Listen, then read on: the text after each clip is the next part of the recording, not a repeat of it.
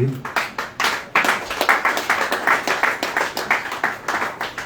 Ce soir, nous voulons savoir si quelqu'un est invité. Il est là pour la toute première fois. On va demander de lever la main là où il est. Si vous avez été invité, vous êtes là pour la toute première fois. On voudrait faire votre connaissance. Ok, apparemment, il n'y a pas de nouvelles personnes.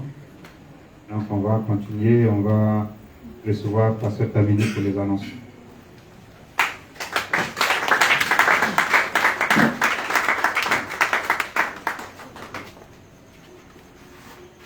Gloire à Dieu. Demain lundi, à la rencontre des jeunes filles et des femmes avec Maman Céline à Gunguin à 18h30. Tous les mardis et jeudis, nous avons la prière du matin de 6h à 7h ici à Gunguin. Et à Rimkieta, c'est tous les mardis de 6h à 7h. On s'encourage à suivre les émissions radio et télé animées par notre pasteur. Nous avons l'émission La Grâce Victorieuse qui passe tous les mardis à 20h30 sur la radio Évangile Développement sur la fréquence 93.4. L'émission La Bible et vous qui passe tous les vendredis à 18h30 et les samedis à 6h30 sur Impact TV.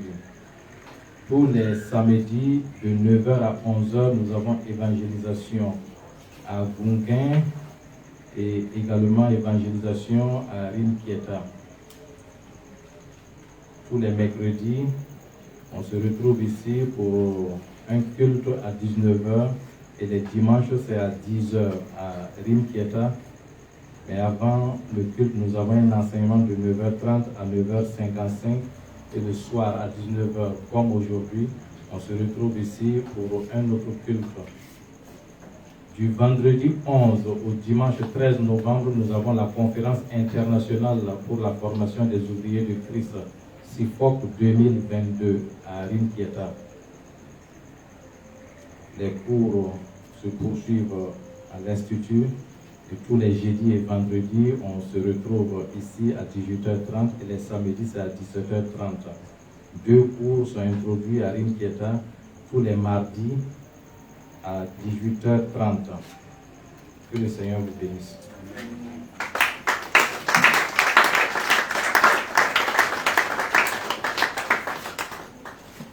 Merci à Pasteur Tamini. Alors ce soir, on va se préparer pour la parole de Dieu. Il y aura beaucoup de portions. Alors, pour la première intervention, on va parler le Seigneur pour recevoir le Père Bruno Picazou.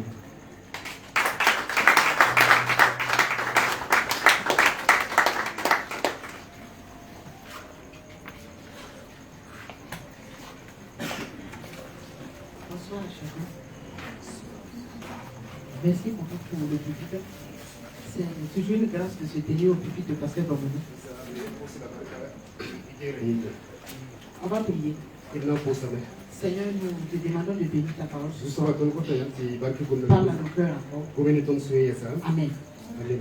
Nous allons lire dans l'évangile de Marc, le chapitre 5 à partir du verset 22 jusqu'au verset 36. Je lis. Un chef de synagogue nommé Jairus arriva. Il vit Jésus, se jeta à ses pieds et lui demanda son aide avec insistance. Ma petite fille est en train de mourir, dit-il. Je t'en prie, viens et pose les mains sur elle, afin qu'elle guérisse et qu'elle vive. Jésus partit avec lui. Une grande foule l'accompagnait et le pressait de tous côtés. Il y avait là une femme qui avait des pertes de sang depuis 12 ans. Elle avait beaucoup souffert chez de nombreux médecins. Et il avait dépensé tout son argent. Mais elle n'allait pas mieux. Au contraire, elle allait plus mal. Elle entendit parler de Jésus. Elle vint alors dans la foule derrière lui et toucha son vêtement.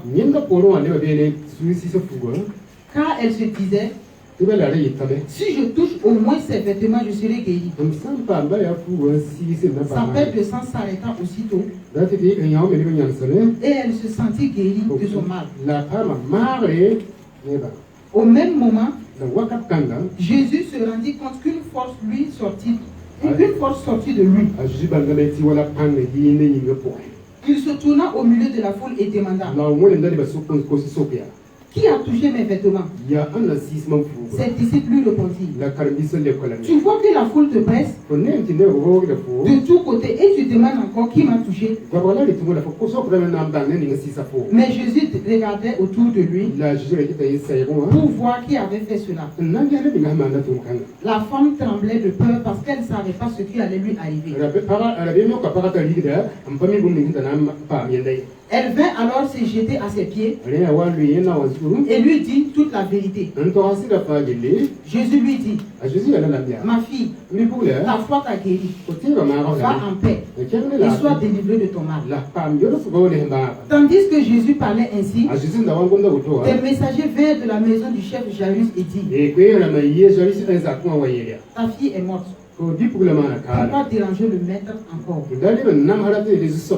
Mais Jésus ne prêta aucune attention à leurs paroles et dit à Jairus, n'aie pas peur, crois seulement. Ce soir, il nous est demandé de parler de la grâce de Dieu.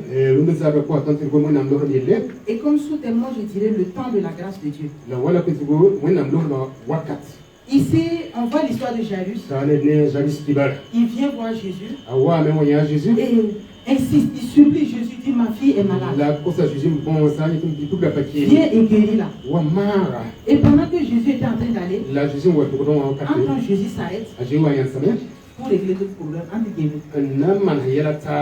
voilà, il y a une femme qui l'a touché. Et Jésus se retourne et il est en train d'écouter la dame. Qu'est-ce qui s'est passé? Pourtant, la fille de Jairus est malade. La fille de Jairus va mourir.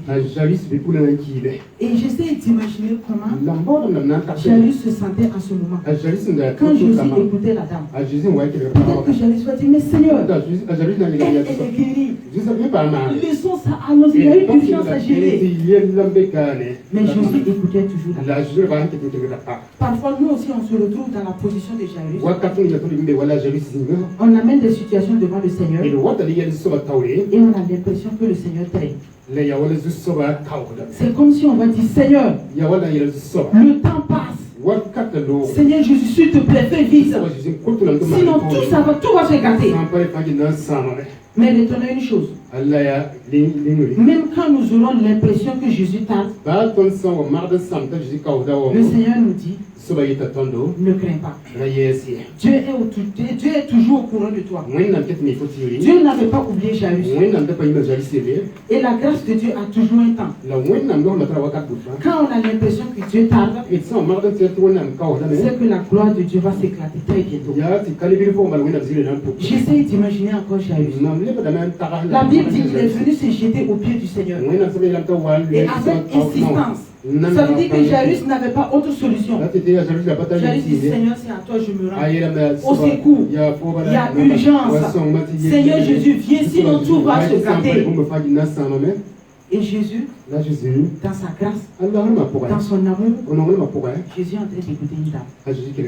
Qu'est-ce qui s'est passé? Et la dame est en train de lui raconter. Et comme Jésus nous aime, Jésus prend tout son temps. Jésus n'est pas paniqué. Il écoute la dame. Et pendant ce temps, Jairus est arrêté.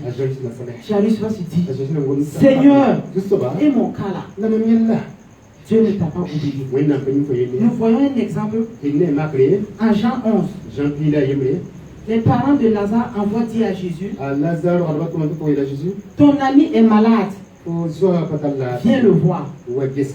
Et Jésus va prendre 4 jours avant de venir. J'imagine la famille de Lazare à ce moment. Ils vont dire, Seigneur, qu'est-ce que tu fais? Et notre cas, bien aimé, Dieu ne t'a pas oublié. Quand tu auras l'impression que Jésus tarde, c'est que sa gloire va éclater très bientôt. Amen. Amen.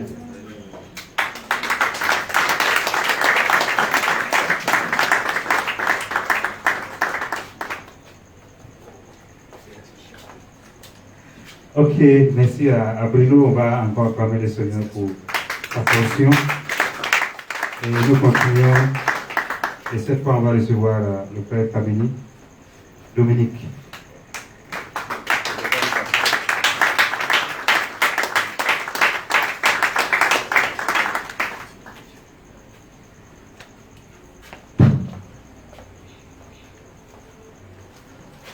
Bonsoir à tous. Vous avez pas guéri? Bonsoir papa. Vous avez pas? Je rends grâce à Dieu pour votre vie. Un peu de wina baka yi mani. Merci de nous donner l'opportunité Ki baka se comme wina zero de partager comme ku wina bama. ces quelques lignes avec nos frères ici Et présents. kono wana ko di sa se de kawa. Je rends grâce à Dieu également Ne pour wina pour baka. la vie de tous les membres de votre famille, Yam zakal ba ainsi fagi que pour les membres de ma famille Ni nam zakal ba fagi de. et pour vos vies également. Ni yam fa di ma yesa. Nous allons lire dans le livre de Romains, Ina kana rumen damba. Romains 5 au verset 15. Rumen damba et puis nous que c'est pila nous. Ok, je lis. Nan kana. Mais Là, il n'en est pas du don gratuit comme de l'offense, apa wala rakiti kunzala ni wala bibreye. car par l'offense d'un seul, Tibale ni yan bibreye nga. il en est beaucoup qui sont morts. Woso yime.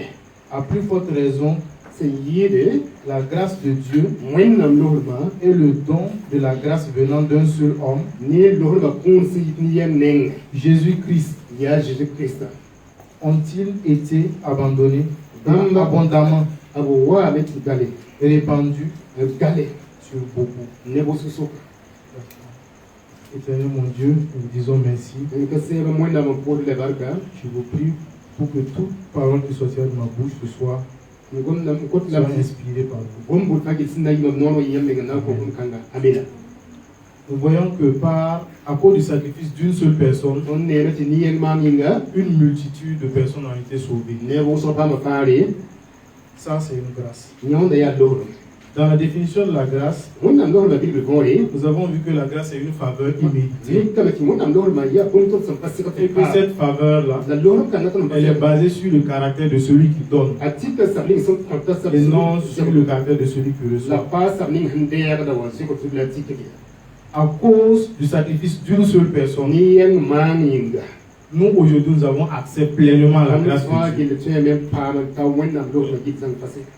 C'est-à-dire que là où nous sommes, Zinga tan sambe. même si nous pensons que Ba ti tan sam magat le péché abonde dans notre vie, Yele wana ya wa wa tan viva pour ay. mon frère, ma soeur, Nda ifa kama bila. laisse-moi te dire ce soir, Sa tam yele runde je sais que tu l'as déjà entendu, ma men ki fose wo la ma. grâce surabonde dans ce Mwen lieu-là. nam lohul ma lebre. Et la grâce va toujours surabonder dans Mwen ce nam lieu. lohul na ko le pidaliti do wa ti kanga wa kat Ça me fait penser à une scène que le docteur Stéphane nous a présentée une fois.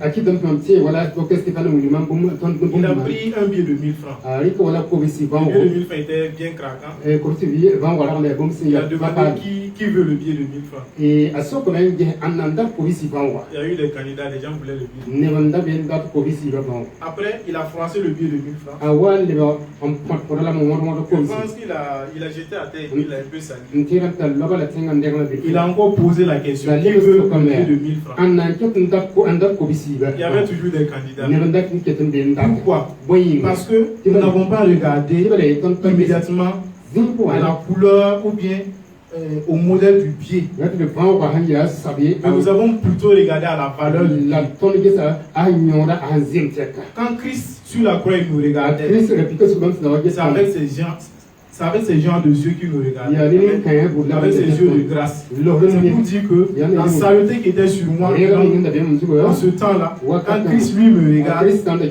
me dit, ah, il faut que je meure pour lui.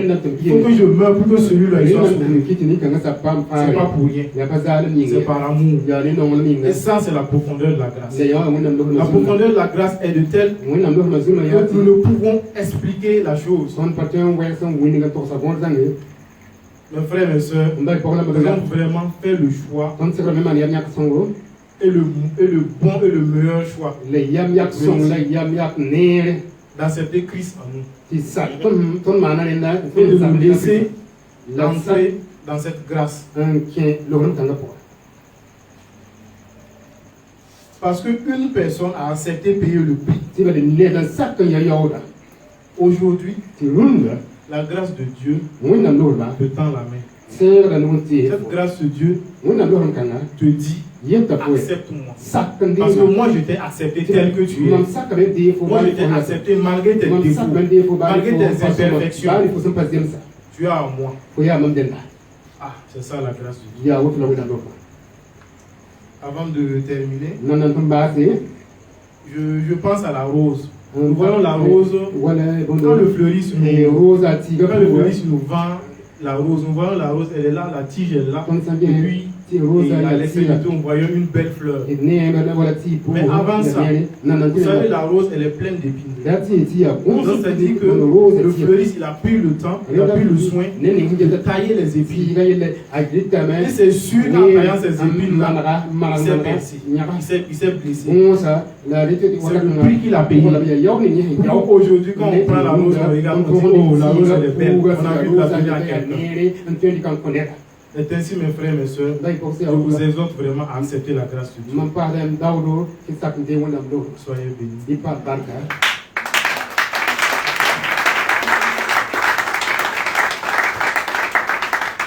Merci à Dominique. Wow, c'est une belle portion. On va acclamer le Seigneur pour recevoir Séraphin Bamoni.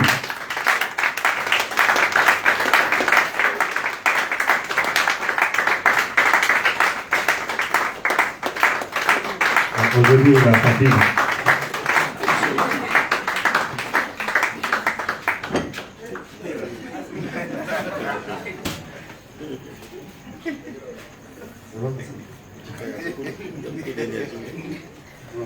C'est ce qui se passe. J'ai préparé mon fichier là, mais je ne l'ai pas enregistré. Comme le portable est comme il est, quand j'ai glissé la main, le fichier s'est supprimé.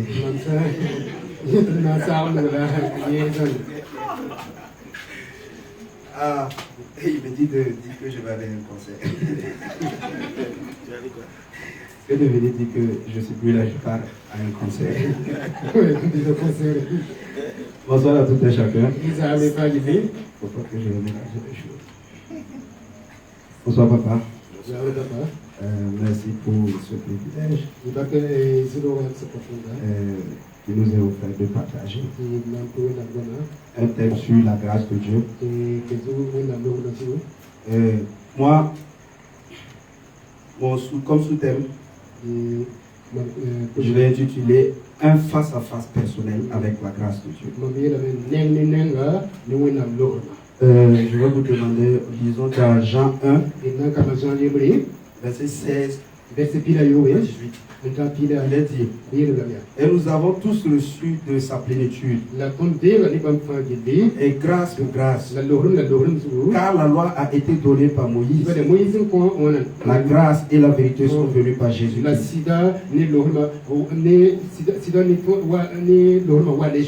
Personne n'a jamais vu Dieu, le Fils unique, qui est dans le sein du Père, est celui qui l'a fait connaître. Merci Seigneur, ce soir que tu nous donnes. Seigneur, c'est toi qui parles. Et Seigneur, nous voulons juste être attentifs. Merci pour ton amour, ta grâce, au nom puissant de Jésus. Ce passage, comme plein d'autres passages, nous avons là l'expression de la grâce de Dieu. Et lorsque nous voyons dans la parole de Dieu l'apôtre Paul, ce personnage, l'apôtre Paul qui connaissait, on va dire, c'est un grand érudit de la parole, qui connaît l'histoire. Mais l'apôtre Paul va décider de finir avec les chrétiens. Et on voit ce jour où l'apôtre Paul est sur la route. Et les gens, les chrétiens commencent, chacun commence à courir. L'apôtre est Saul de Tarse. Voilà son nom. Quand on était petit, papa nous racontait l'histoire, il dit Saul de Tarse. Et je voyais ces chrétiens courir. Et des gens inventaient des histoires. Parce que eux, ils avaient un face-à-face. Et ce face-à-face que eux ils avaient, c'était un face-à-face avec la peur. C'était un face-à-face avec la mort. Donc on dirait Saul de Tarse. Eux, ils ne voyaient rien d'autre. Parce que lorsqu'ils entendaient, ça commence toujours par ce que tu entends. Lorsqu'ils entendaient Saul de Tarse, eux, il y a un face-à-face. Et ce face-à-face, c'était la mort. Mais Saul aussi, qui avait son face-à-face, qui était personnel à lui, où lui, il avait décidé de faire quoi? Finir avec les chrétiens. Mais sur cette route, Saul va vivre un face-à-face. Ce face-à-face que Saul va vivre, les face-à-face de Dieu ne peuvent pas être tout le temps. Vous ne pouvez pas dire chaque fois, tout le temps, ça ne peut pas être en groupe. Il y a souvent des groupes. Il y a aussi le face-à-face personnel. Et le face-à-face personnel, même quand le face-à-face est en groupe, il est destiné à tout un chacun. Nous sommes assis ensemble, mais quand on parle, il y a un face-à-face que nous vivons. Et ce face-à-face que nous vivons, il est personnel et c'est rien que nous avec le Créateur. Et l'apôtre Paul, sur cette route de Damas, va vivre un face-à-face où Jésus va apparaître. Et Jésus va lui parler. Et Paul, depuis ce jour, après ce face-à-face, Paul va permettre à d'autres personnes de vivre un face-à-face. Et nous voyons que Paul, Dieu ne regarde pas la manière dont nous considérons la vie des gens.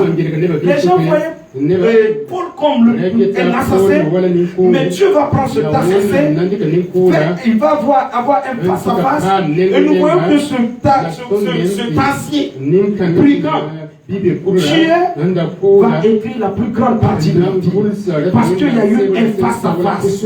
Et nous aussi, nous sommes comme Paul. Un jour, nous voyons que depuis le jardin, Adam va quitter. Mais quand Dieu va venir, il va le faire vivre le face-à-face. Le face-à-face, l'ombre du face-à-face, du sacrifice de Dieu. Il va faire quoi? Il va lui révéler la grâce. Il va lui révéler cette faveur imméritée.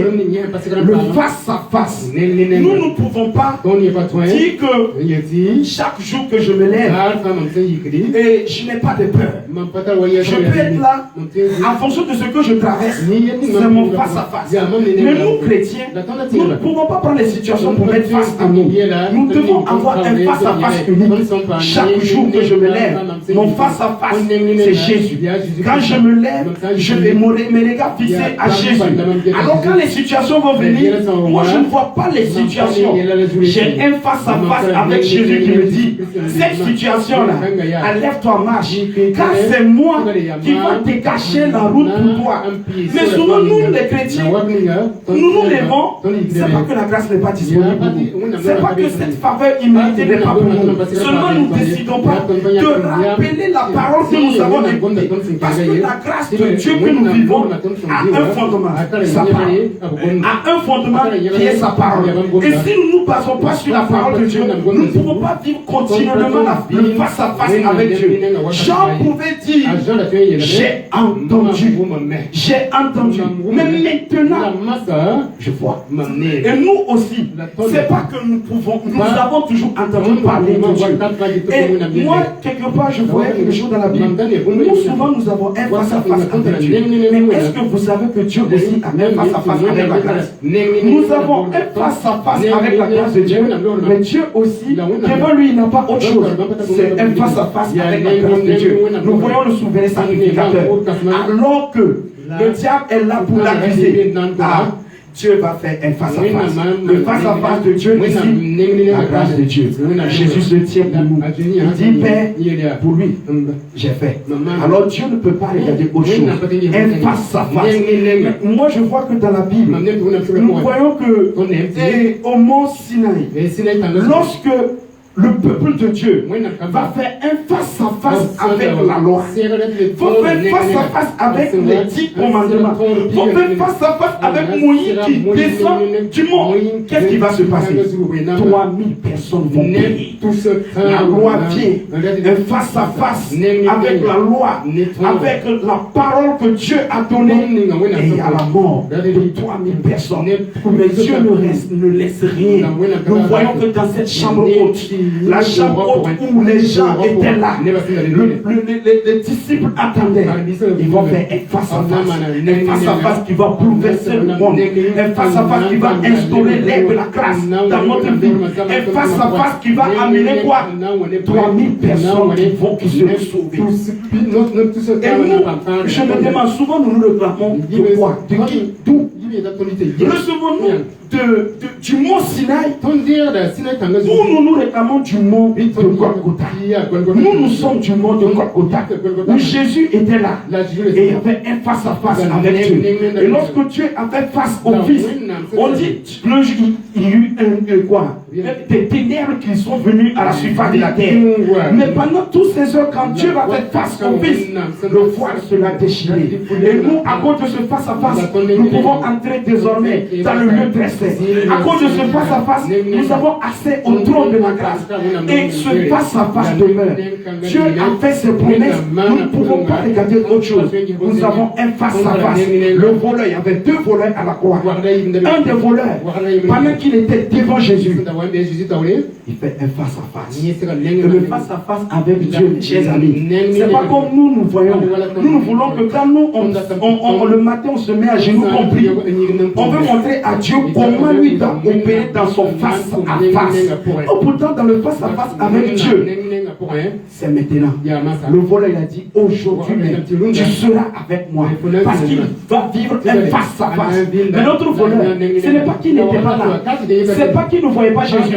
Il a refusé de vivre le face-à-face. Et souvent, dans notre vie, nous refusons. Nous voulons quitter, nous voulons que, la grâce, incline-toi un peu pour que je puisse regarder la situation. Oh, pourtant, lorsque nous regardons la situation, nous voyons qu'elle nous dépasse. Revenons, gardons ce face-à-face avec la grâce de Dieu. Parce que Dieu, de l'autre côté, garde un face-à-face. Et quand nous voulons communiquer, nous communiquons à travers la grâce au Père. Et tout est clean pour nous. Que Dieu vous bénisse.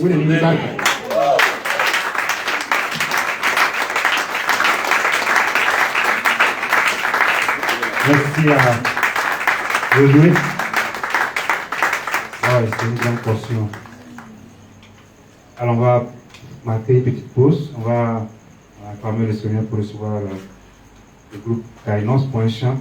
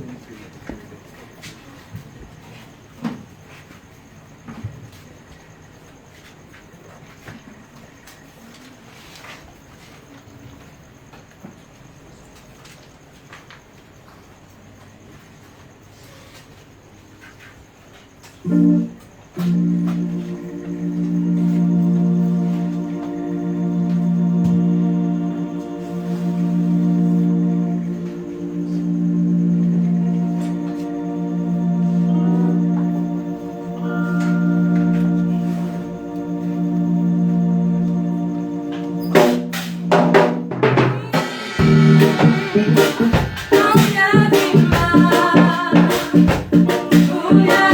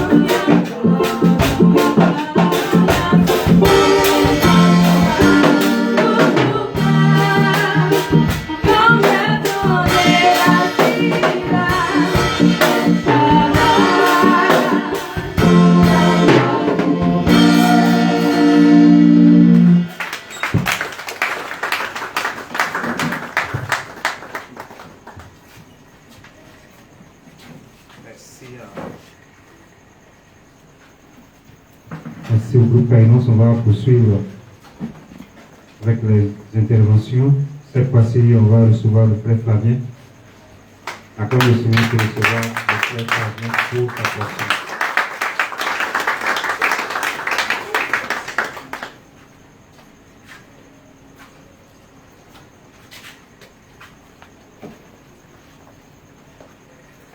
Bonsoir tout le monde. Je dis merci à Dieu pour ma vie. Et après des interventions comme ça, ce qu'il faut rajouter.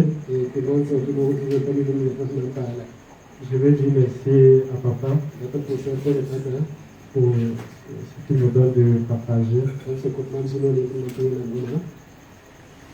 On va lire dans Néhémie 2, le verset 7 et 8. Et puis le verset 18. Néhémie, le chapitre 2, le verset 7.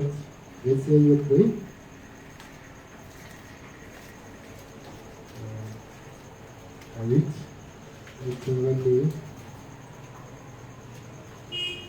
Et puis le verset 18. Puis je dis au roi, si le roi le trouve bon, qu'on me donne des lettres pour les gouverneurs de l'autre côté du fleuve, afin qu'il me laisse passer et entrer en Juda.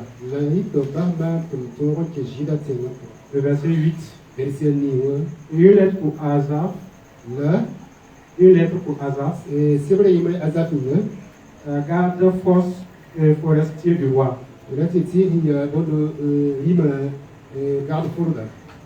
Afin qu'il me fournisse du bois de charpente pour les portes. De la citadelle près de la maison. Pour la muraille de la ville. Et pour la maison que je paierai. Le roi me donna ces lettres. Car la bonne main de Dieu était sur moi. Amen. Amen. Verset 18. Et je leur racontais comment la bonne main de Dieu avait été sur moi. Et quelle parole le roi m'avait adressée. Et il dit, levons-nous et bâtissons. Et il se fortifie dans cette bonne résolution.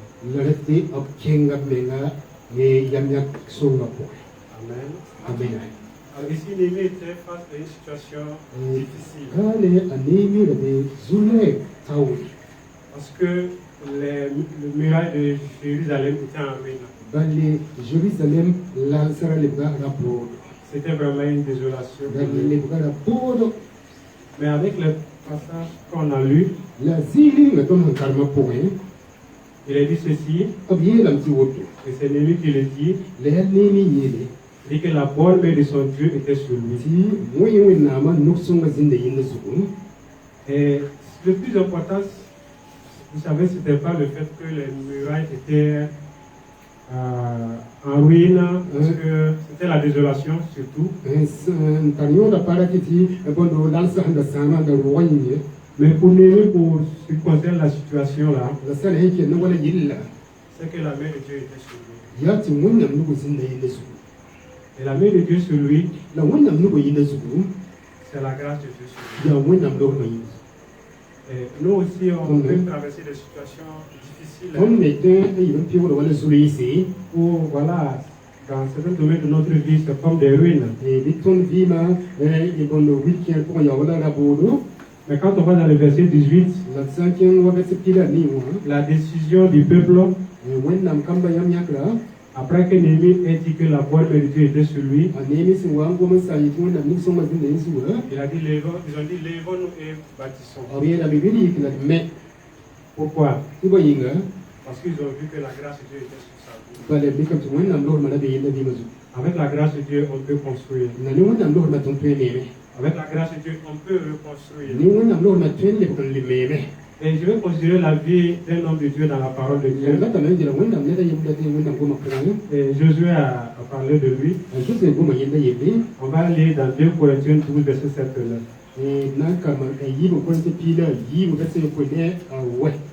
2 Corinthiens 12, verset 7 et 9.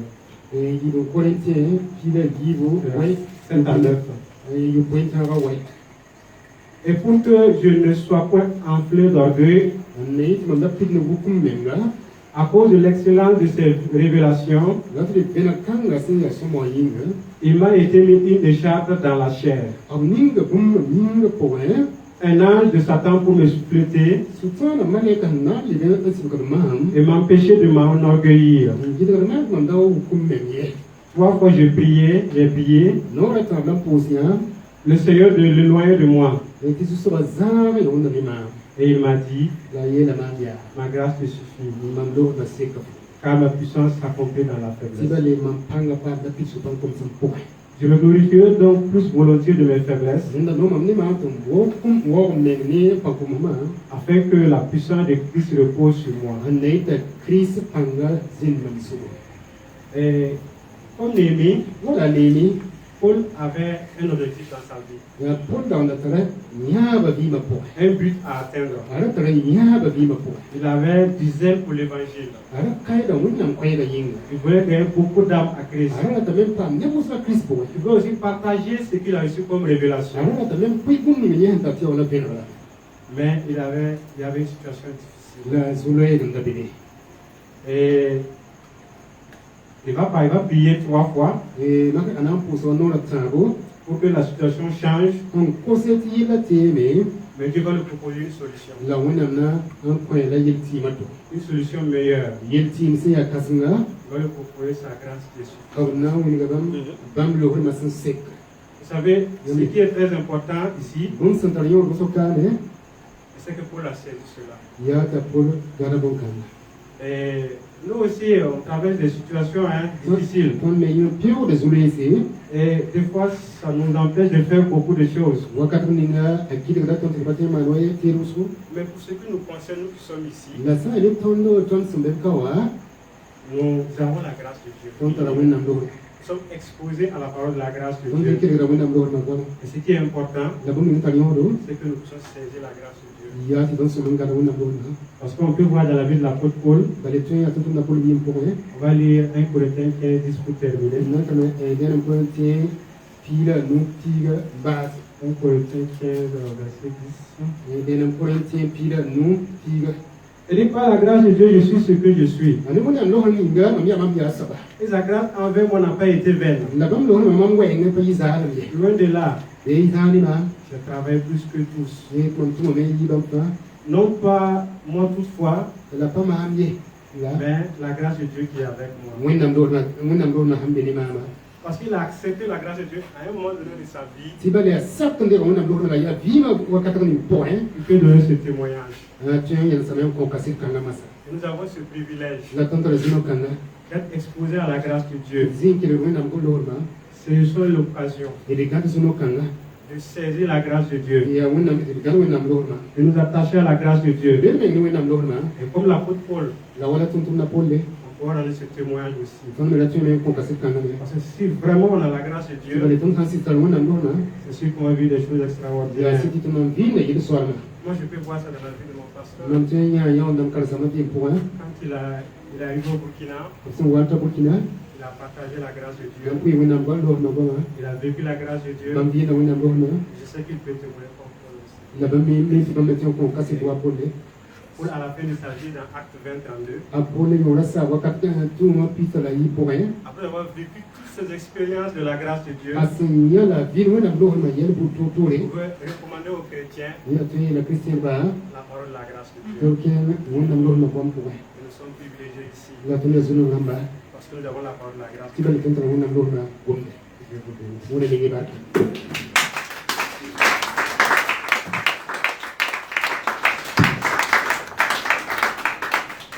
Ok, merci à notre frère va bien. Alors nous avons on a passé Chibili, on a passé Chaleur. Voilà. C'est beaucoup de choses, vous avez compris.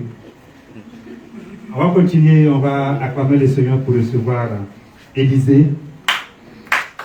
Élisée Bamini.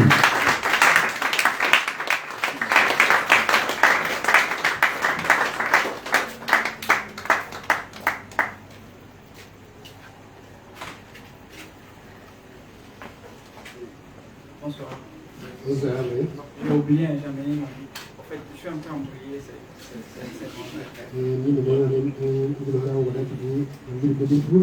Je remercie Papa pour le privilège que tu de partager. On va lire dans 2 Samuel 23, verset 8. Donc, je vais demander à ce que vous gardez le passage et sous vos yeux. Et je ne vais pas parler je ne vais pas partager un truc en tant que tel. Franchement, j'ai cherché. J'ai écouté. Mais je n'ai pas gardé grand chose. J'ai cherché. Voilà. C'est selon ce que Dieu m'a donné, c'est ça que je vais.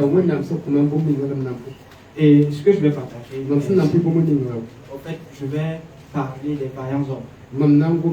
Et je vais faire référence simplement à papa. Voilà. C'est vrai que je ne suis pas un Benjamin facile. Si vous me voyez gentil, c'est pas à tout moment. Voilà, je l'affirme. Voilà. Hier, ce n'est que hier qu'on m'a appelé, il m'a dit viens voir. Viens. Il y a un petit truc là, je veux que tu fasses ça. J'étais assis, il était en train de rire, papa, je dormais. Et puis il dit papa, ça là, moi je suis. Il dit le petit truc là. Le petit truc que tu vas faire. Non, pardon. Et puis je suis retourné. Et après, étant dans la chambre, j'étais un peu gêné. C'est petit. C'était petit. Il fallait juste le porte, oui, papa, je vais le faire. Voilà, donc j'ai l'habitude de déranger papa. Et la chose que je vais un peu partager, c'est que je pense que, c'est mon père, et c'est notre père. Et moi, généralement, je dis, toujours je l'ai dit, je ne veux pas être familier à la vie de mon père. Voilà, c'est vrai que c'est mon père, on est tout le temps ensemble. Et ça peut être facile pour nous les enfants. On ne peut plus voir la beauté de Dieu dans la vie de mon père. Voilà. Il va te dire un truc que tu vas trouver que c'est rien quoi. Et pourtant ça porte. Donc, d'autres personnes bénéficieront de la beauté, de la chose qui se trouve en papa. Et nous, on n'a rien à voir. Parce qu'on a créé un truc quoi. La familiarité. Voilà. On est avec papa tout le temps et on va voir la bonté de Dieu dans sa vie. Donc, on ne va pas bénéficier des grâces de Dieu qui vont découler de lui. Et il y a quelque chose que je voulais souligner dans ce passage. Et dans les juridis de la Bible, parlant depuis l'hébreu, il est dit au commencement Dieu créa. Avant le commencement Dieu créa. Dieu dit, et avant le commencement, c'est-à-dire avant le commencement Dieu créa.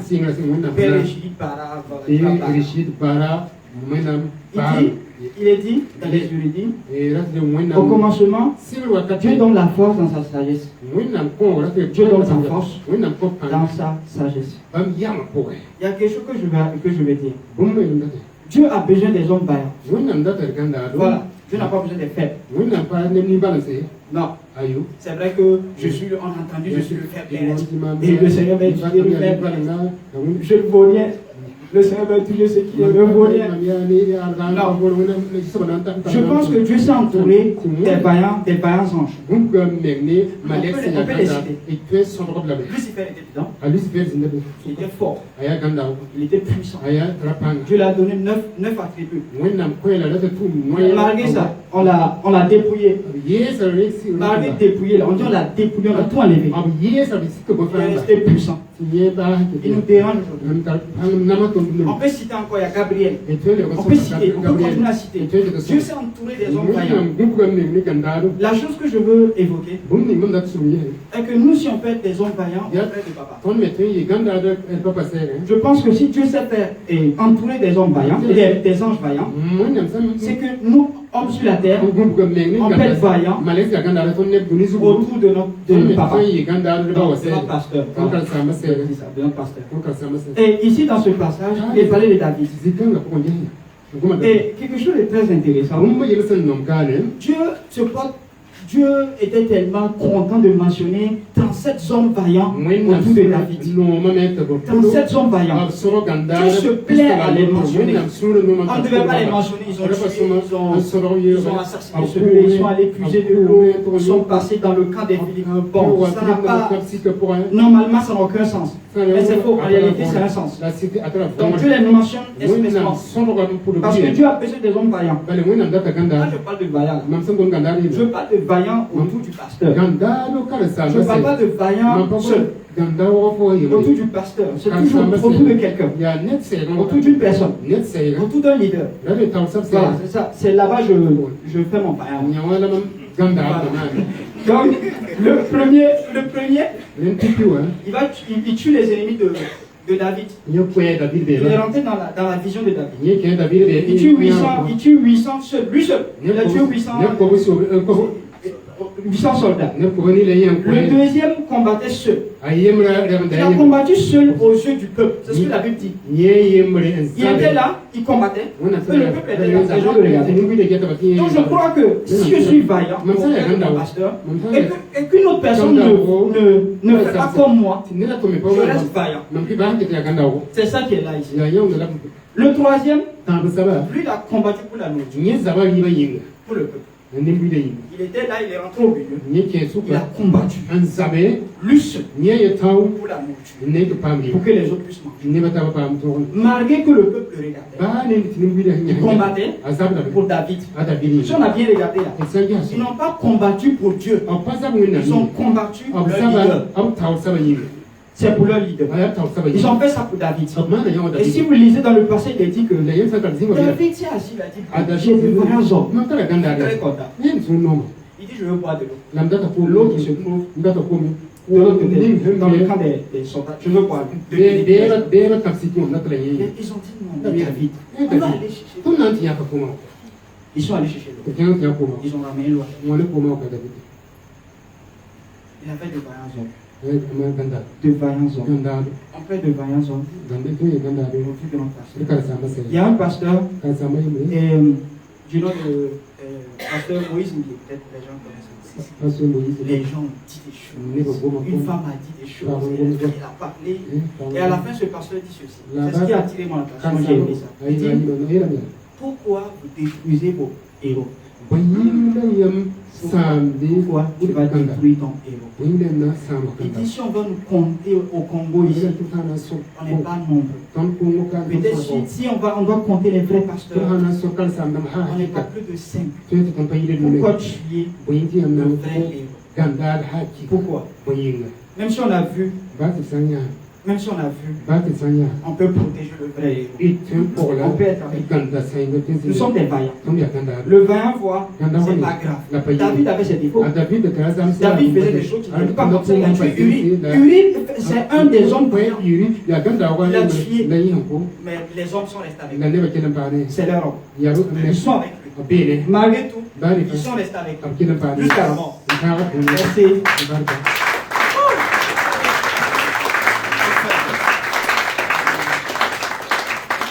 Merci à Élisée. Alors, c'est sans commentaire, je n'ose pas. Voilà, je préfère me taire simplement. Élisée, merci. Ok, on va continuer. ou bien voilà, on va attendre le Seigneur pour recevoir frère Benjamin.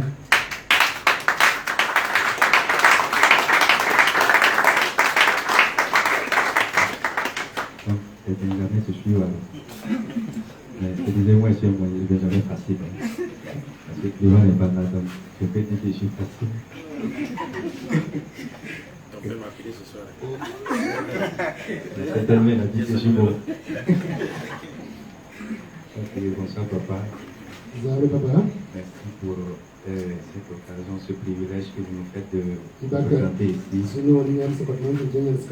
Parce que si on peut s'arrêter ici, c'est parce que vous avez investi en nous. Et ce qui me plaît, c'est que parmi tous ceux qui ont passé, il n'y a personne qui a répété l'autre. Et c'est sûr que si on donnait le micro à chacun, chacun dirait quelque chose que l'autre n'a pas dit. Papa, parce que vous avez investi. C'est vrai. Vous me disiez, j'aimerais aussi parler des hommes. Et je vais lire dans Genèse 12. Parfois c'est chaud, les versets là disparaissent quand même. Alors qu'on se prépare, c'est là.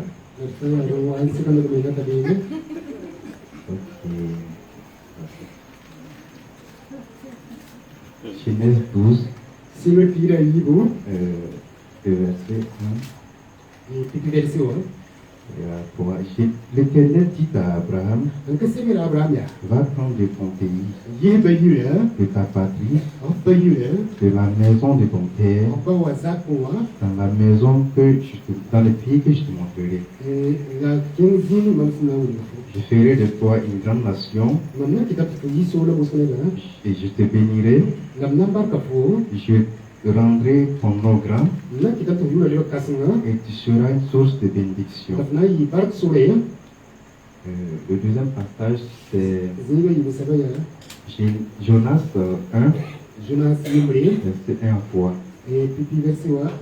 La parole de Dieu, la parole de l'Éternel fut adressée à Jonas, fils d'Amitai, en ces mots. Lève-toi, va à Nénive, la grande ville, et crie contre elle, car sa méchanceté est montée jusqu'à moi. Et Jonas se leva pour s'enfuir à Tarsis, loin de la face de l'Éternel. Il descendit à Jaffo, et il trouva un navire qui allait à Tarsis. Il paya le prix du transport et s'embarqua pour aller avec les passagers à Tarsis, loin de la face de l'Éternel.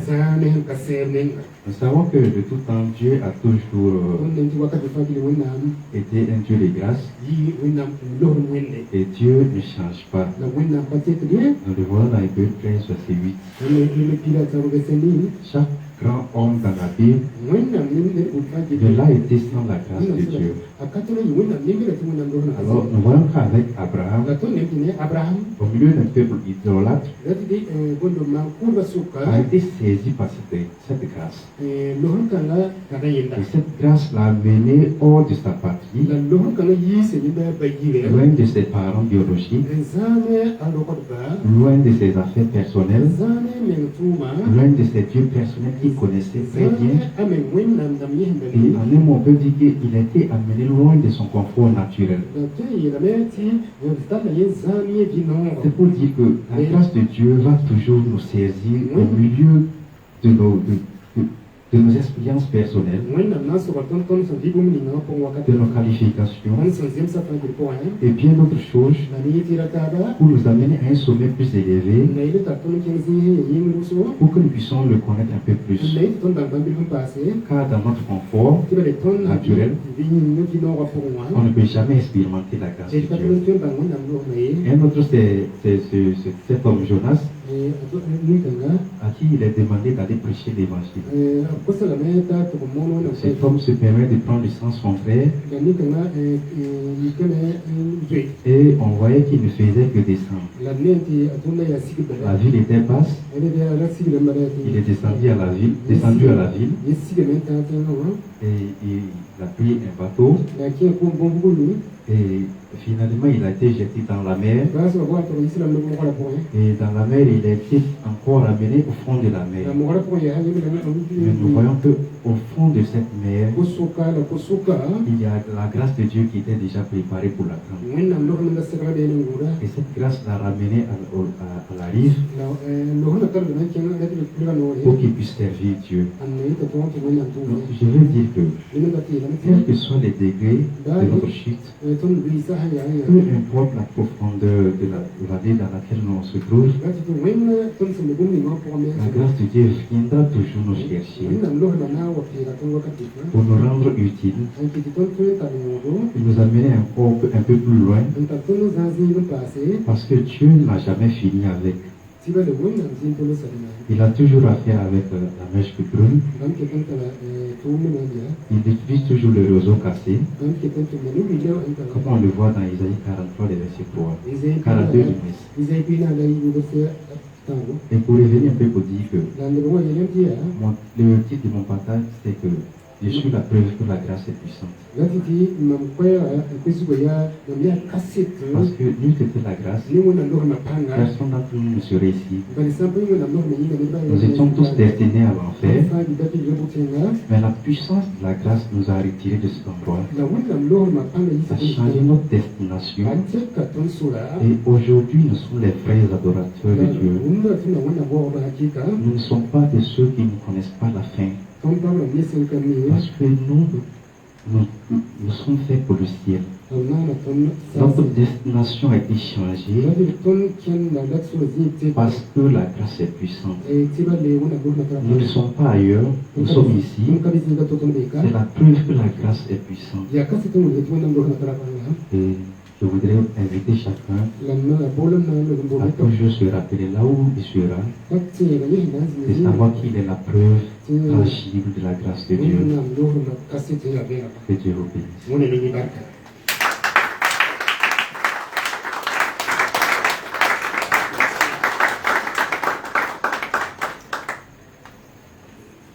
Merci à Benjamin. On va encore parler de Seigneur pour sa vie.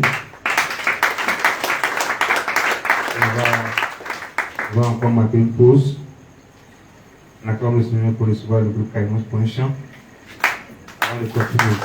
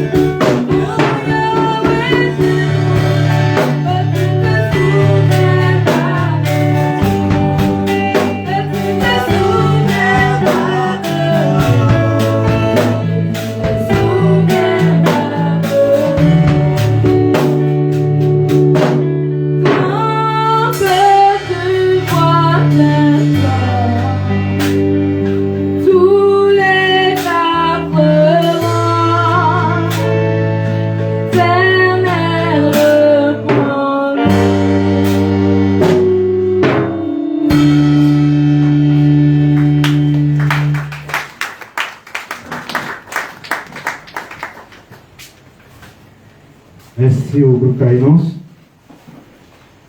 Alors la fête continue. On va maintenant recevoir Pasteur Baguila, l'acclame le Seigneur.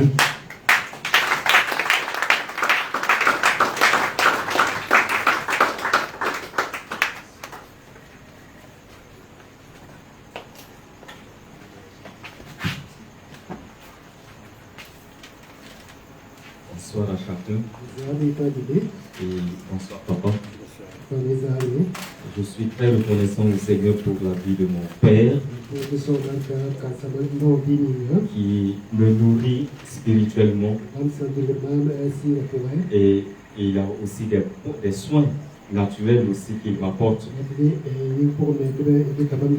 c'est pourquoi je peux me réjouir et d'être vraiment auprès de lui. Je voudrais dire au Seigneur merci pour la vie de chacun de vous, qui est un trésor, et c'est magnifique de vous avoir. Alors, comme thème de ce soir, c'est la grâce de Dieu. Et je bénis le Seigneur pour tous ceux qui sont passés là. Et chacun a une touche particulière. Et c'est très bénissant lorsqu'on les écoute. Et pour ma part, je voudrais que l'on considère un passage dans 1 Pierre, chapitre 1, le verset 10 à 12.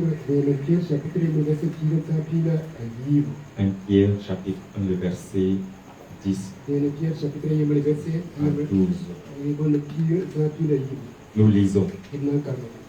Les prophètes qui ont prophétisé touchant la grâce qui vous était réservée ont fait de ce salut l'objet de leur recherche et de leur investigation.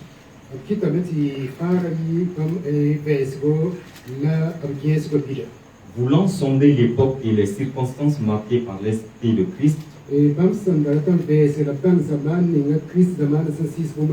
qui était en eux et qui attestait d'avance les souffrances de Christ et la gloire dont elles seraient suivies, il leur fut révélé que ce n'était pas pour eux-mêmes, mais pour vous, qu'ils étaient les dispensateurs de ces choses que vous ont annoncé maintenant ceux qui vous ont prêché l'évangile par le Saint-Esprit envoyé du ciel et dans lesquels les anges désirent plonger leur regard.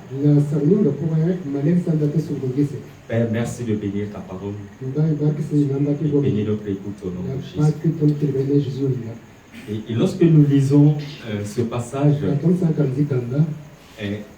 nous voyons que la grâce de Dieu était en réserve pour toi et pour moi. Alors, il y a le frère Benjamin qui parlait du Dieu de toute grâce. Et de toute éternité, Dieu est un Dieu de grâce. Mais l'apôtre Pierre va encore mettre un peu l'accent sur cette grâce qui était particulière et réservée.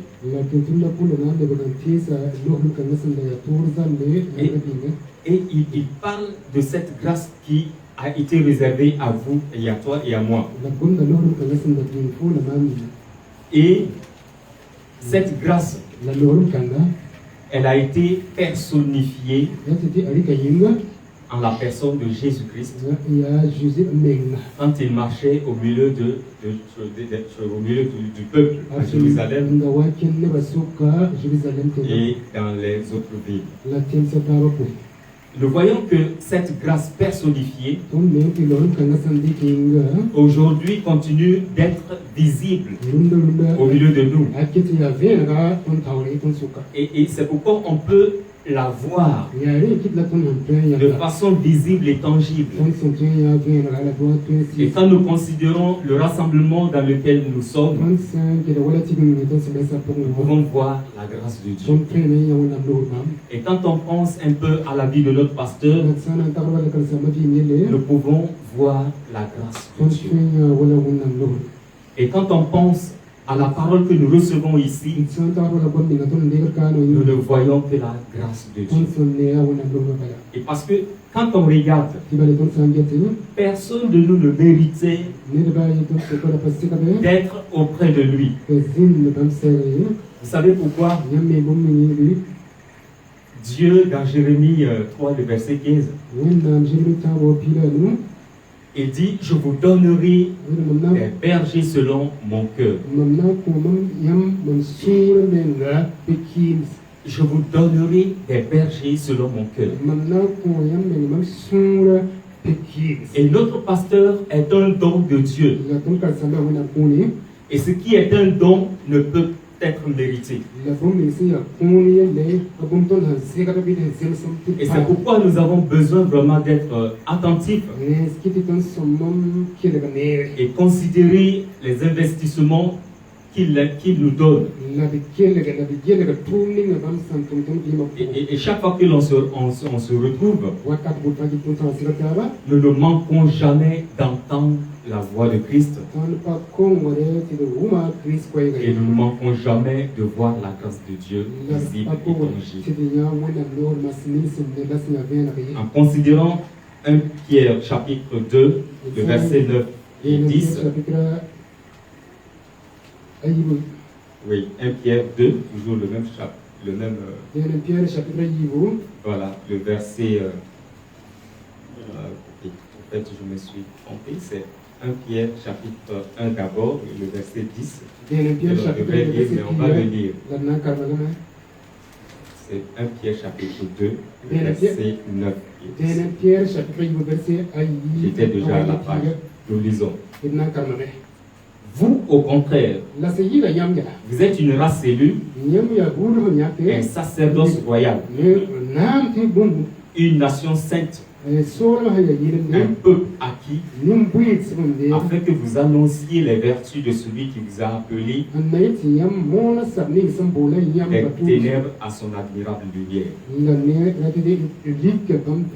Vous qui autrefois n'étiez pas un peuple, et qui maintenant êtes le peuple de Dieu, vous qui n'aviez pas obtenu miséricorde, et qui maintenant avez obtenu miséricorde. Lorsque nous parcourons ces passages, nous voyons que c'est carrément la grâce de Dieu qui est manifestée. La grâce de Dieu a été manifestée pour un peuple particulier. Pas que ce peuple avait deux têtes. Parce que depuis Adam, nous sommes les mêmes. Mais une grâce nous a été faite de façon particulière. Et c'est pourquoi aujourd'hui nous avons ces deux natures. La nature adamique et la nature divine. Et par cette nature divine, nous avons Christ en nous. Nous avons son esprit qui est en nous, qui nous permet de vivre Dieu et qui nous permet de voir cette grâce ici. Les amis, je suis très réjoui d'être auprès de cet homme et de vous avoir aussi. Et aussi de la parole que nous recevons ici, qui n'est pas n'importe quelle parole. Et quand j'écoute mon pasteur, je ne peux pas m'en passer de voir cette particularité. Il a une touche particulière. Et cette touche me fait énormément du bien. Et tout cela, nous ne l'avons pas mérité. Il est un don particulier, une grâce particulière. Et vous aussi, une grâce particulière. Et nous avons aussi une parole de grâce qui est particulière. Parce que les anciens n'avaient pas cette grâce-là, ils n'avaient pas ces paroles. Mais elle nous a été réservée à vous et à moi. Que le Seigneur nous bénisse.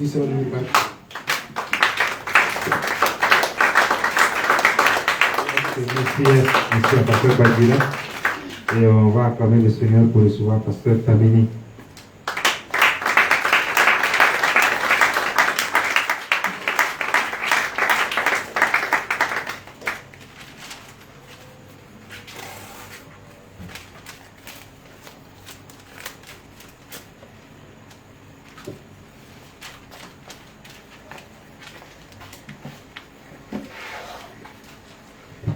Gloire à Dieu.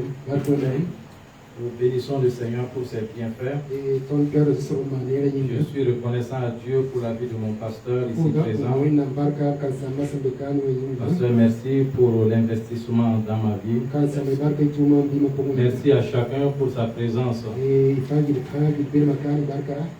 Que le Seigneur vous bénisse. Amen. Alors que nous parlons de la grâce de Dieu, nous allons lire ensemble un passage. Romains 11, versets 34 et 35. Versets 34 et 35. Verset 34. Qui a connu la pensée du Seigneur? Ou qui a été son conseiller? Verset 35. Qui lui a donné le premier? Qui lui a donné le premier pour qu'il ait à recevoir en retour. Seigneur, merci pour ta parole. Daigne la clarifier pour nous au nom de Jésus. Amen. En lisant ces passages, on voit que Dieu existe par lui-même. Et il est donc indépendant. Il est autosuffisant. Et n'a besoin de rien, ni de personne. Il n'est obligé par rien et ne doit rien à personne. Lorsque nous comprenons ce qui est suffisant, je reprends, lorsque nous comprenons que Dieu est suffisant pour nous transformer, on accepte alors la grâce de Dieu et on accepte cette grâce comme étant la faveur imméritée, car la grâce de Dieu ne dépend pas de nous. Elle dépend de Dieu lui-même. Elle n'est pas faire, mais être.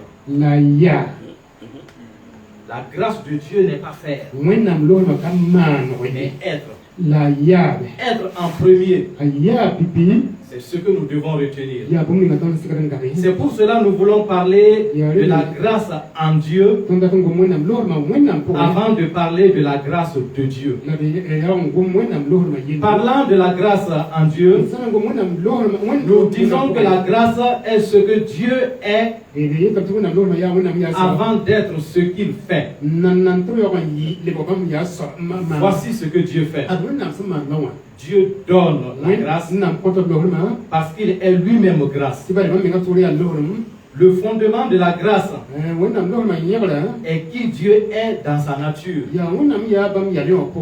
Tous ses attributs sont recouverts de sa grâce. 1 Pierre 5, 10. Donc dans ce passage, nous voyons qu'il est le Dieu de toute grâce. Et dans Jean 1, 14, nous voyons que Jésus est plein de grâce. Alors en parlant de la grâce de Dieu, nous voyons que Dieu la donne. Toi et moi, nous recevons. Nous partageons alors ses attributs. Pour transformer un homme, il n'y a pas d'autre moyen que la grâce de Dieu. Quelqu'un disait, la grâce de Dieu vient en nous et affecte toutes nos dispositions et touche tout ce que nous sommes. Nous avons l'exemple de Zachée. À chaque fois que Jésus communiquait la grâce, les vies étaient changées. Avec Zachée, il a suffi d'une seule rencontre. Et cette seule rencontre a changé ce publicain. Dans Luc 19, verset 8, Zaché dit, voici Seigneur, je donne aux pauvres la moitié de mes biens. Et si j'ai fait tort de quelque chose à quelqu'un, je lui rends le quadruple. Amen. Zaché a été touché. Et ça montre l'importance de la grâce de Dieu que nous avons. Et nous sommes interpellés à la donner et à la partager partout. C'est pour cela que nous sommes invités à prêcher le message de la grâce. Et lorsque nous le prêchons, les gens vont servir. Ils vont servir Dieu. Ils vont donner leur vie 4 fois plus que si on leur demande de donner leur vie. Le cœur de Dieu est que chaque croyant soit transformé quotidiennement. Chaque jour que Dieu fait, ce dont nous avons besoin, c'est la vie de Christ dans toutes les situations. Que le Seigneur nous bénisse.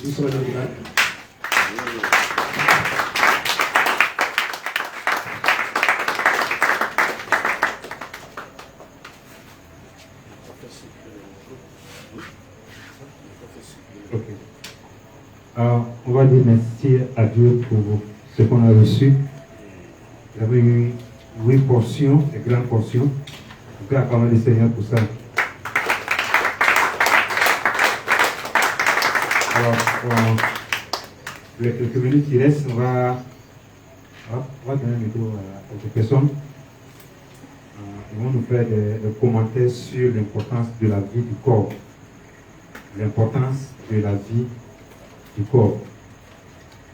Hein? D'accord, ok. On va. Alors, il faut donner à quelqu'un Batiano Michel.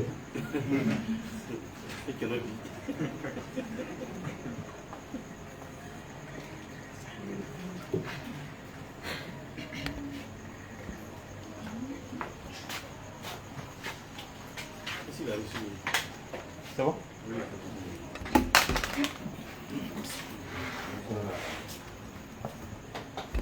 Bonsoir à chacun. Alors, ce soir, c'est encore une grande joie d'être dans la vie du corps et de profiter de la vie du corps. Je voudrais une fois de plus demander au public d'acclamer tous ces éminents prédicateurs ce soir.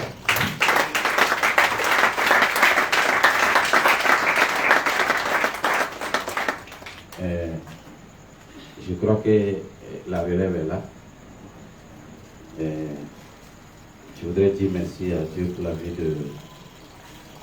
de notre héros. À Cotonou, on l'appelle le Dandaogo national. Pasteur, merci beaucoup pour l'investissement que nous avions auprès de vous. Et cet investissement fait de nous des vaillants héros comme le frère Séraphin vient de le dire. C'est vrai que nous ne sommes pas encore des hommes accomplis, mais nous prions que la grâce de Dieu continue par nous garder dans le corps pour continuer à vivre cette grâce. Parce que on la vit par l'œuvre transformatrice de l'Esprit de Dieu. Et si on s'arrête d'écouter, si on s'arrête de profiter de la grâce de Dieu, quand les prédicateurs partageaient, j'étais en train de réfléchir à quelque chose. Et si on ne s'entretient pas avec la grâce de Dieu, un jour nous n'allons pas être dans ce corps. Je pensais un peu aux disciples d'Emmaüs qui étaient sur la route en train de quitter Jérusalem. Ils étaient en train ils marchaient et ils discutaient, ils parlaient, ils s'entretenaient. C'est ce que la Bible dit. Mais ils s'entretenaient d'autres choses. Ils s'entretenaient de la négativité. Ils s'entretenaient des choses qui ne concernaient pas le royaume. Des choses qui ne relèvent pas de la grâce de Dieu. Et ils étaient en train de quitter Jérusalem. Mais quand ils ont rencontré le Seigneur Jésus, ils ont commencé à s'entretenir de la grâce de Dieu. J'étais en train de penser à tous ceux qui sont partis. Mais c'est parce qu'ils se sont laissés entretenir par quelque chose. Alors que si nous nous entretenons de la grâce de Dieu, la grâce de Dieu va prendre soin de nous. La grâce de Dieu va nous entretenir. Et c'est ça qui va nous garder dans le corps. Aujourd'hui, moi je bénis Dieu. Si je suis là, c'est la grâce de Dieu. Et c'est parce que je m'approprie la grâce de Dieu. Je m'applique la grâce de Dieu. Et la grâce de Dieu m'écarte dans le corps. Et ce soir, je suis béni d'entendre toutes ces belles portions que nos amis viennent de donner. J'ai bien aimé la portion de notre pianiste. Merci Élisée. C'est le lieu de la grâce de Dieu. Tu peux faire de nous des héros de Pasteur Romani. Et la grâce de Dieu fait de moi un héros de Pasteur Timothée. Et moi je voudrais qu'on acclame le Seigneur pour la vie de mon pasteur.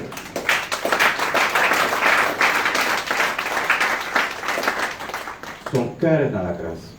Et son cœur est pour la grâce de Dieu. Et ce soir, je veux vraiment encourager les uns et les autres à ne pas quitter le corps. Moi, si je n'arrive pas à venir, ça me fait un pincement au cœur. Mais bon, je sais que j'ai été calé par quelque chose. Mais mon désir, c'est d'être là. Parce que je sais que si je viens, je repars toujours avec quelque chose. Et je veux bénir Dieu pour votre vie, pasteur. Je prie que Dieu vous garde pendant longtemps. C'est vrai que je pensais à la relève. Je disais que, même si le vieux n'est pas là aujourd'hui, la relève est là. Mais vous allez faire 115 ans. Que Dieu vous bénisse. Ok, merci à Baptiste. Avant de passer le micro à la joie, par contre la joie. Alors moi aussi je voudrais dire merci à Dieu pour ce qu'on a vécu ce soir. C'est des merveilleuses portions qui nous ont fait du bien. Voilà, en parlant de l'importance de la vie du corps, c'est un point que le pasteur a nommé ce matin en parlant donc des trois fondamentaux de la vie chrétienne. Il y a la prière, la méditation de la parole de Dieu et aussi la vie du corps. Pour dire quoi, si la vie du corps est fondamentale pour la vie chrétienne, ça veut dire que s'il n'y a pas cette vie du corps, on peut dire qu'il n'y a pas une vie chrétienne accomplie. Et comme vous l'avez dit aussi, se retirer du corps, c'est détruire quelque chose sans le savoir. Et si on prend l'exemple même de notre corps, le corps physique qu'on a, on a différents membres. Et s'il y a un membre qui ne va pas bien, c'est tout le corps qui n'est pas bien. Juste pour dire aussi que si d'aventure un de nous se retire, c'est sûr qu'on ne va pas se sentir à l'aise. Il y a quelque chose qui va nous manquer. Donc la vie du corps, c'est vraiment quelque chose à considérer. C'est quelque chose de très important. Et il y a pasteur Félix qui a dit un truc un jour, je ne sais plus en quelle année il a dit ça. Et jusqu'à présent, je garde ça toujours. C'est vrai, au début, je n'ai pas tout de suite accepté. Hein. Il a dit que si tu investis plus dans ta famille biologique que dans ton église, par exemple, c'est un péché que tu commets. Il a dit ça. Bon, pour moi, c'était quand même trop. Voilà, on ne va pas dire à quelqu'un que s'il dépense plus pour sa famille biologique, c'est un péché. Mais à considérer de près, c'est ça, parce que ma famille biologique, à moins que tous les membres de ma famille ne soient sauvés, c'est juste pour la vie qu'on a ici. Et après ça ne serait plus cette famille biologique-là, c'est la famille en Dieu. Et je pense que c'est juste ce qu'il a dit. C'est vraiment ça. La chose qui est vraiment à considérer, c'est le corps. c'est le corps. Et si quelqu'un n'est pas dans le corps, c'est pas bon, la personne ne va rien vivre. Donc c'est vraiment quelque chose de très important à considérer. Je vais m'arrêter là parce que comme on n'a plus pas de temps. On va passer donc le micro à Papa la joie.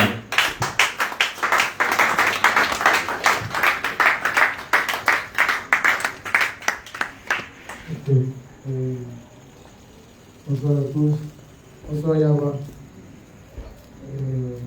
Merci beaucoup pour votre vie donnée. Aujourd'hui, on a eu de grands messages, de grandes interventions. J'ai écrit beaucoup. Tu ne sais même pas ce que tu vas écrire, mais tout est important. Tu écris sur ma main. J'ai écrit avec un but rouge, donc tout est rouge à présent ici. Moi, j'ai écrit avec la couleur du sang. Quoi. Voilà. Vraiment, je rends grâce à Dieu pour la vie de tous ceux qui sont passés. Je m'arrête un peu, je souligne un peu le message de Josué. Il a parlé de face à face. Et quand je regarde ce face à face là, ce n'est que quand tu es sous le message et la grâce de Dieu que tu peux comprendre l'importance du face à face. Parce que quand tu vis la vie chrétienne, que comme notre pasteur Timothée, mon pasteur l'a bien dit, qu'ils sont quelque part des paresseux spirituels. Puisque quand tu écoutes le message de la grâce de Dieu, ça fait un tour. Mais pourquoi c'est difficile de vivre avec le message de la grâce de Dieu? C'est parce que, comment je vais dire, c'est-à-dire qu'on n'a pas envie d'appliquer la parole de Dieu. On ne veut pas accepter la vérité qui est dans la parole de Dieu. C'est pourquoi souvent on peut courir de part et d'autre, croyant que la solution est ailleurs. Pourtant, la solution est dans le rassemblement. C'est-à-dire qu'il faut s'asseoir simplement et recevoir la grâce de Dieu. Comme vous avez si bien écrit, vous avez un livre dans lequel il dit que laisser Dieu, se laisser aimer par Dieu. Donc, vivre la grâce de Dieu, c'est vivre le tout de Dieu. Et il parle du face à face, du face à face. Et ce face à face là, quand on est à l'église, il y a un face à face pour les membres. Et il y a un face à face personnel pour chacun. Et ce face à face, je peux aussi dire qu'il y a un rayonnement pour chacun. Moi, personnellement, ce face à face, j'ai vécu ce face à face comme un brisement pour ma vie. Donc, toute capacité maintenant que je veux avoir sera une capacité que Dieu me donne. Donc, ce face à face là, j'ai vécu un brisement vraiment par rapport à ce que Dieu a fait pour ma vie. Donc, j'accepte. Si tu acceptes le face à face de Dieu, ça veut dire que tu acceptes, le président de Dieu, ça veut dire que tu as compris qu'il y a eu un face à face entre toi et Dieu. Sinon, Dieu se présente aux gens et Dieu veut briser, Dieu veut donner, Dieu veut enlever. Et puis les gens ne veulent pas, les gens quittent. Les gens disent que ici il n'y a pas l'amour, il n'y a pas les ils vont. Moi, dans la semaine, j'ai rencontré quelqu'un qui est parti. Dieu voulait faire travail dans sa vie, la personne n'a pas accepté. Et quand je l'ai rencontré, j'étais dans mon coin où il vend mon poisson. Et moi, je me dis, j'ai mon poisson ici, j'ai mon poisson ici, parce que tu vas voir. Parce que tu as quitté l'église, mais bon, on garde toujours quelque chose parce que nous sommes frères en Christ. Et la personne est venue, c'était pas facile, s'il vous plaît. Je vous assure, quand tu refuses le face à face avec Dieu, ça veut dire quand tu refuses le brisement, là, quand tu es avec un grand homme comme pasteur Timothée, comme pasteur Bamouni, et puis tu dis non, qu'il y en a mieux ailleurs. Quand tu vas, ça veut dire, vraiment, excuse-moi, mais tu as mal fait. Il faut t'asseoir seulement. Puisque quand je l'ai rencontré, moi-même, je me dis que je vends poisson, je suis tellement bien habillé. Quoi. Mais il dit que lui, il est à plat, il est tombé complètement. Ça veut dire que quand j'étais ici, il n'y avait pas de problème. Quoi. Et puis tu es parti. Parce que tu as refusé la vérité. Tu as refusé la vérité. Parce que la vérité, c'est quoi? Tu vas traverser des épreuves difficiles, mais Dieu veut que tu passes de ta force à lui sa force. Donc, assieds-toi tranquillement et puis écoute, va seulement dans les assemblements des saints. C'est ce que la personne a refusé. Et la personne est en train de traverser des moments difficiles. Et la personne a une famille. La personne a une famille, une femme et puis enfant. Mais ici, le pasteur ne nous a pas flatté avec des paroles douces. Il nous a montré seulement que la parole de Dieu. Et ceux qui ont attrapé la parole de Dieu vivent. Moi, je dis toujours, il n'est pas besoin de regarder, je ferme mes yeux, il ne veut pas voir le toit et autres là. C'est ce que je vis là que je parle. Donc, le face à face est très important. Ne fuyons pas les face à face devant Dieu. Asseyons-nous. Et puis, faisons comme Élisa a dit. Soyons vrais avec nos pasteurs. Parce que nos pasteurs sont vrais avec nous. soyons avec eux.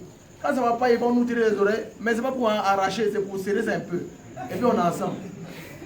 Voilà, moi ici avec Pasteur Timothée, Pasteur Timothée qui est là, et c'est un homme simple. C'est un homme, quand il veut dire de la vérité, il te regarde, il dit la vérité. Et puis ça te fait mal, en même temps à la minute que je suis, on parle d'autre chose, et puis on vit même quoi. Vas-y, c'est mon pasteur, il n'y a même pas de problème. Donc, vraiment, merci beaucoup pour tout. Il y a beaucoup à dire. Si ce n'est pas demain maintenant, c'est pas comment on fait. On est ensemble quoi.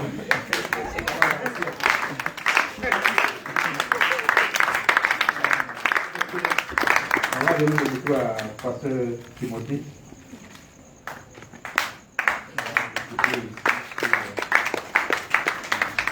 L'importance de la vie du corps. Merci, pasteur.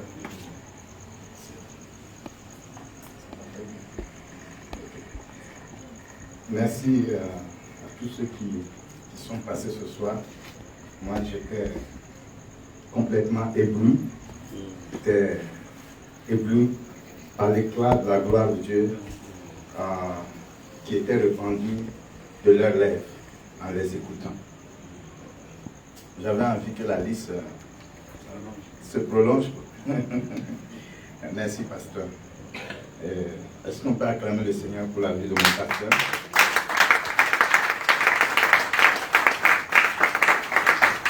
Quelqu'un parlait d'investissement. C'est clair, pour répéter aussi le frère Bationo, on a la graine. Et en parlant de rassemblement, je voudrais lire un passage d'Hébreux chapitre 10, le verset 24 et le verset 25. Veillons les uns sur les autres pour nous exciter à la charité et aux bonnes œuvres. N'abandonnons pas notre assemblée, comme c'est la coutume de quelques-uns, mais exhortons-nous réciproquement, et cela d'autant plus que vous voyez s'approcher le jour. Amen. En parlant du rassemblement, moi je crois que pour ma vie personnelle, le secret pour marcher victorieusement dans la foi, c'est de ne pas manquer au rassemblement, de ne pas rater le rassemblement. Pour moi, je le témoigne à qui veut l'entendre. Je parle de ça aussi à l'église, pas parce que j'aimerais que les gens viennent à l'église, mais j'aimerais que les gens se fassent du bien. Et le verset 24 dit, veillons les uns sur les autres pour nous exciter à la charité et aux bonnes œuvres. Si je peux faire du bien à quelqu'un, c'est parce que j'ai compris que Dieu m'a fait du bien. J'ai saisi ce que Dieu a fait pour moi. Et je vis ça aussi avec les autres. À l'église, je vais dire au rassemblement, c'est un endroit où on revit, où on reprend les forces, où on est ressourcé, où on est encouragé, où on est aimé sans condition, où on est édifié. C'est-à-dire, si j'étais prêt à baisser les bras, quand je viens au rassemblement, je retourne avec de nouvelles forces, avec une nouvelle façon de penser. Et je peux vivre et je peux aussi servir le Seigneur. Moi, particulièrement, je ne vois pas comment je peux être à mesure d'être à un rassemblement et puis trouver une raison pour ne pas être là et puis profiter. Ce n'est pas parce que je vais juste recevoir pour pouvoir redonner à quelqu'un en tant que pasteur, mais c'est pour moi-même.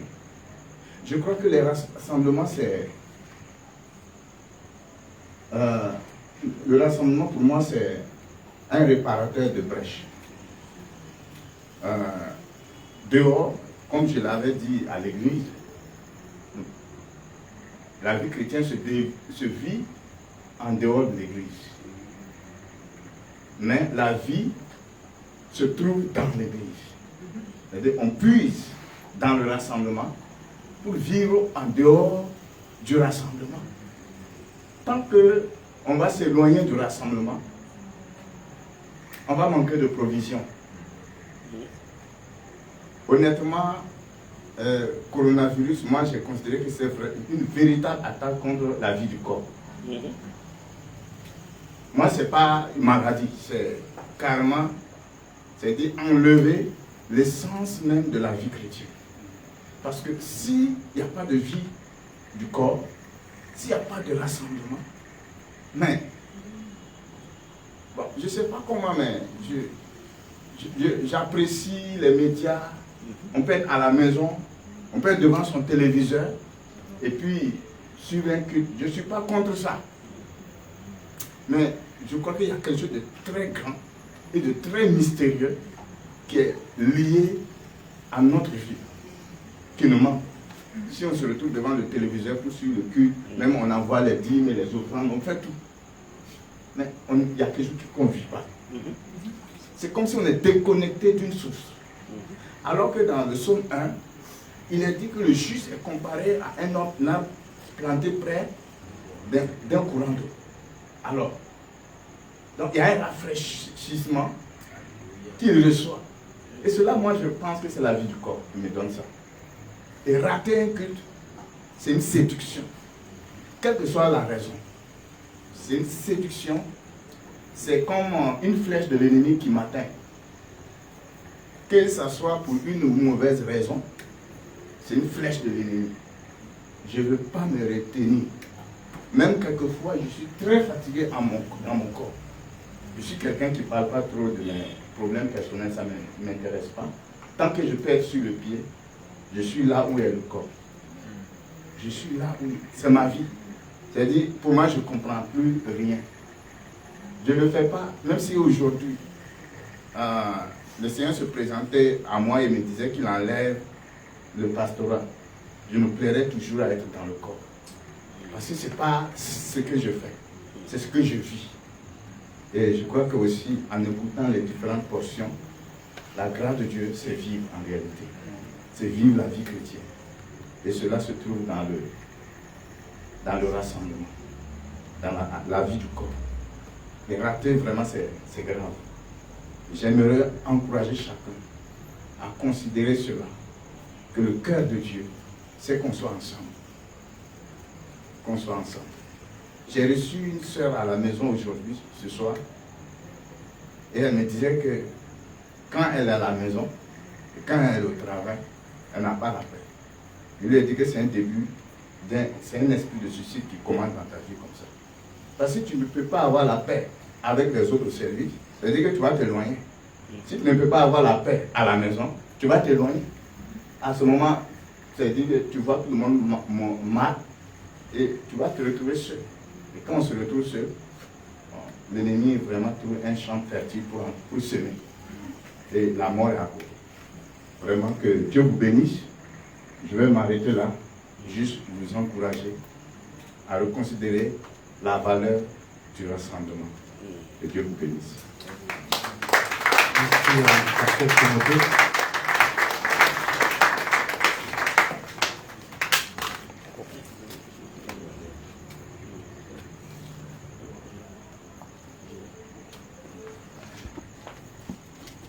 Ok, on va passer le micro à Angela.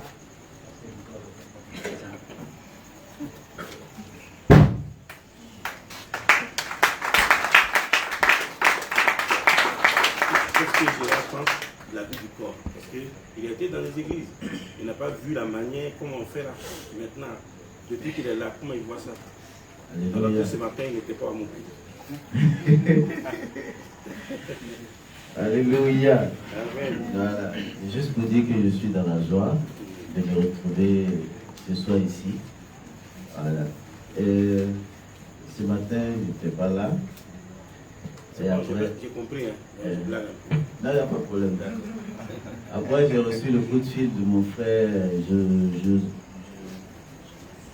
Josias. Il m'a appelé pour avoir de mes nouvelles. Ça m'a beaucoup touché et j'ai aimé ça. Et quand je suis arrivé ici, Papa Tamini aussi m'a croisé. Il a dit, il y a longtemps, je t'ai vu toi. Et vraiment, ça me fait du bien d'entendre toutes ces bonnes paroles. Vraiment. Pour vous dire quelque chose, le corps de Christ, c'est là où on vit la vie de Dieu. Parce que entendre quelque chose d'un frère, d'un pasteur, d'une amitié, ou d'une soeur, ou de quelqu'un qui vient de la parole de Dieu, dont il est inspiré de la parole de Dieu, ça te fait grandir, ça te nourrit automatiquement. Voilà. Et on ne peut que être nourri quand on est ensemble. Parce que la portion que nous recevons d'un autre nous donne d'être édifiés. Parce qu'on ne peut pas dire qu'on connaît tout. Voilà. On apprend toujours de l'autre. Et je veux bénir Dieu pour ce que je reçois dans cette assemblée. Vous savez, comme papa le disait, je côtoyais beaucoup d'églises en Côte d'Ivoire. Il y avait mon église que je fréquentais, mais souvent on nous invitait aussi sortir et puis voir certaines choses. Voilà. Mais ce que je vis ici, où je vois ici, où je reçois d'ici, vraiment c'est un décalage vrai, quoi. Voilà. Si je peux m'exprimer ainsi.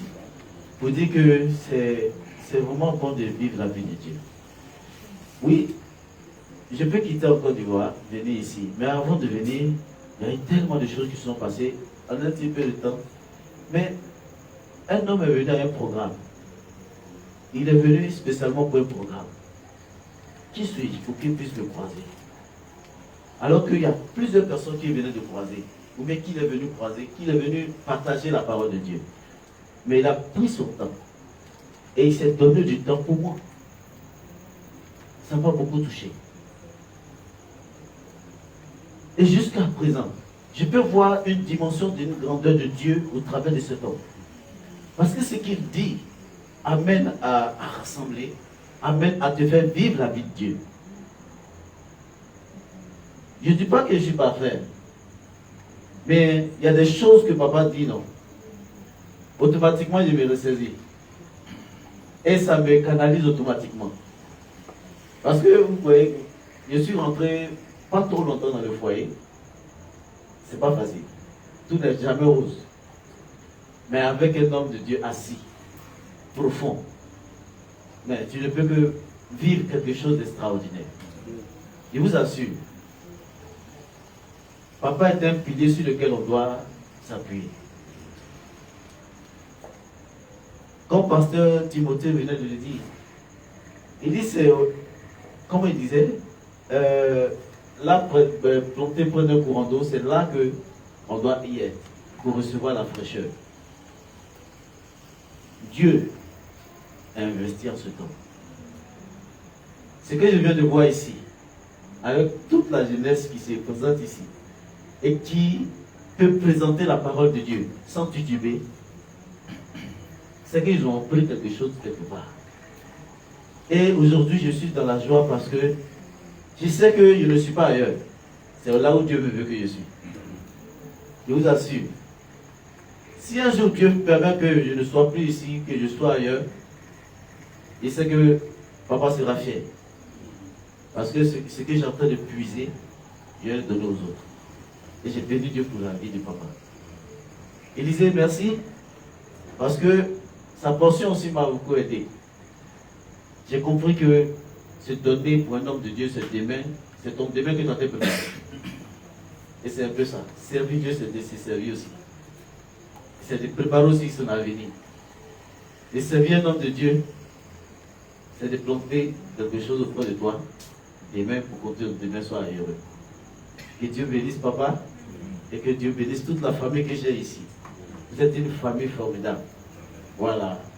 Je peux dire ça comme ça parce que un jour, il pleuvait et j'étais trempé jusqu'aux os. Et je n'ai jamais oublié ça.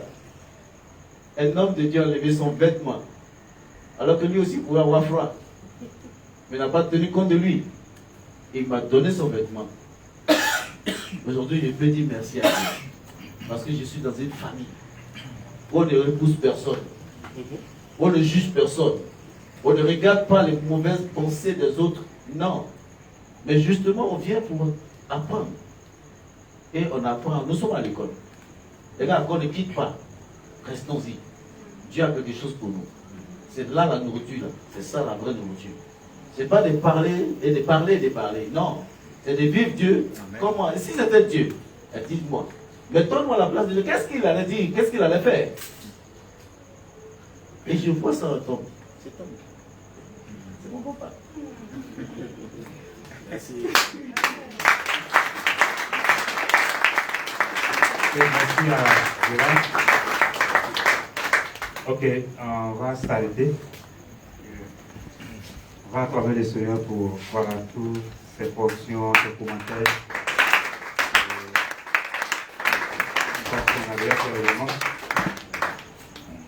C'est pas Pasteur Michel là? Ok, on va acclamer le Seigneur pour recevoir Pasteur Michel. La prière finale. Après l'annonce du Pasteur Michel. Ok, après l'annonce. Après ça dit.